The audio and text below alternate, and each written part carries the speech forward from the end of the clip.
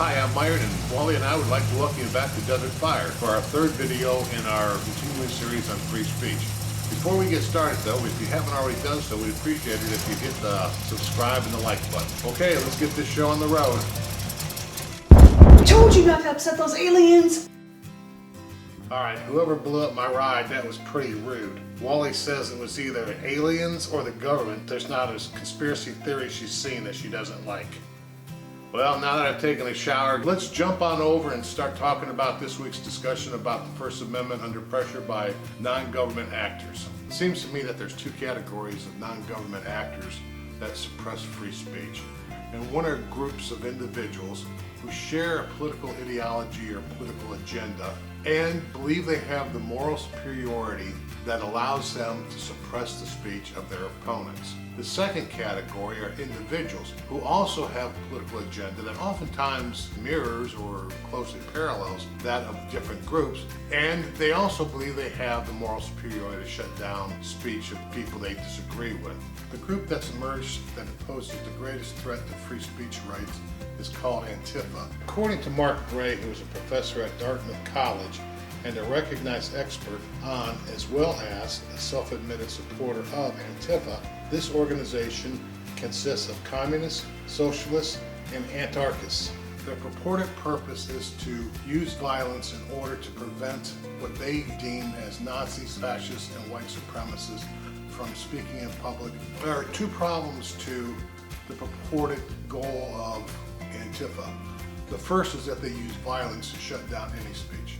The second, and even more dangerous, is that Antifa redefines Nazi, fascists, and white supremacists to mean any speech that they disagree with. And then they'll use violence to shut down that speech.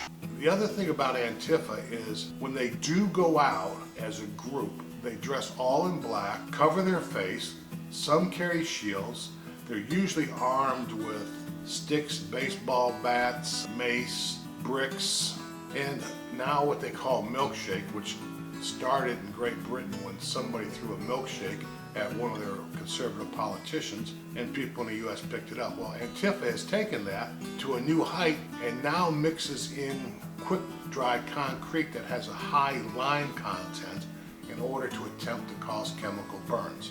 Some of the better-known people who have been targeted by Antifa either through threats or actual violence are Christine Hoff Sommers, who was a professor of philosophy at Clark University and is now a resident scholar at AEI. She had her speech to the Lewis and Clark Law School terminated because it was taken over by Antifa. Ben Shapiro, a deeply religious Jew and conservative commentator, had to give his speech at Berkeley in heightened security conditions after threats from Antifa. And then Milo Yiannopoulos, when he gave his speech at Berkeley, actually rioted, causing $100,000 in damage. Other people who have been attacked by Antifa are just individuals who happen to be in the wrong place at the wrong time. There was an elderly gentleman in Portland, Oregon, who was attacked because he was wearing pro-Trump attire while an Antifa demonstration was going on. And in Philly, the Antifa attacked two people because they had short hair, evidently, calling them Nazis, and when the two young men yelled out that they were Hispanic, they just stopped calling them Nazis and started using racial slurs while they continued to beat on them. It turned out the two men that they were beating on were young Marines in Philadelphia to attend the Marine Corps ball. There are numerous other instances where Antifa has attacked members of the media. Most egregious case to date involved a guy named Andy Ngo, NGO. Well, he's a reporter and also an editor for Quillette, which is an online publication. And his only crime was he was doing what reporters do. For the last couple of years, he's been documenting violence by Antifa. Well, he was in Portland when Antifa saw him, and then they beat him and robbed him, and the beating was so bad that he ended up in the hospital with a brain hemorrhage. How big is Antifa? Nobody really knows.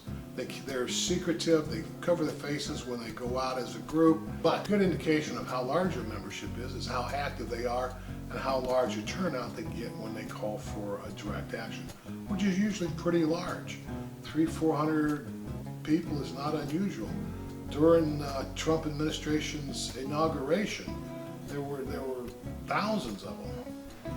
The most active Antifa-affiliated organizations I have found are what's called the Rose City Antifa, which is in Portland, BAMN, which stands for By Any Means Necessary, which is a San Francisco Bay Area Antifa affiliated group, and finally Berkeley Antifa, which is a Berkeley University group.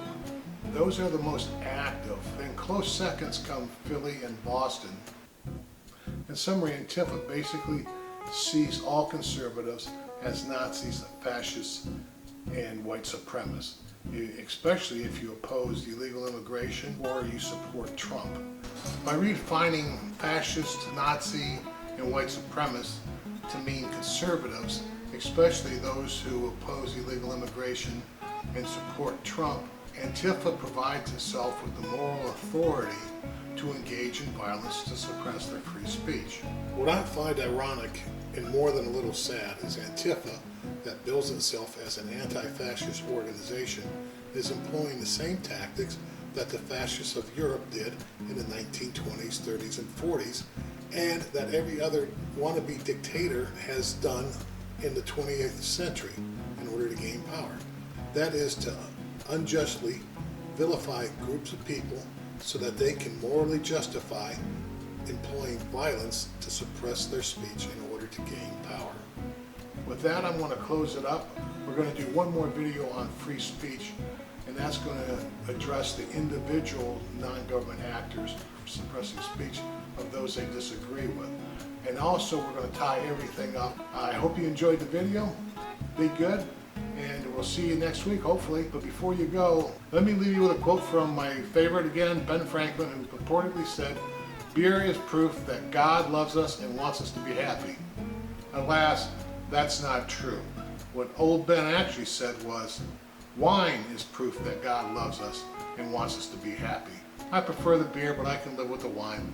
All right, time for me to blast off. Y'all be good. What's this button for? Oops. Bye-bye.